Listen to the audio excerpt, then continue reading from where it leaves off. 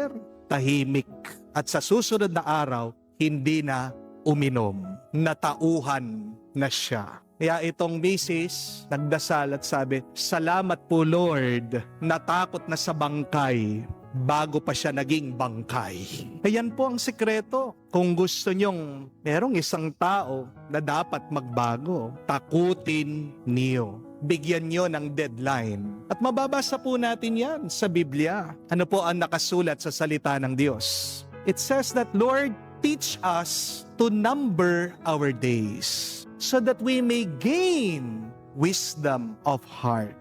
Magiging matalino lang tayo kung maaalala natin, hindi tayo forever dito sa mundo. Sa Ebanghelyo, pinapaalala sa atin, kung hindi tayo mamumunga, puputulin ng Diyos ang buhay natin. Minsan kasi kailangan tayong takutin para tayo'y maging matalino, para tayo'y makapag-isip ng mabuti, para lang tayo'y matauhan. Di po ba?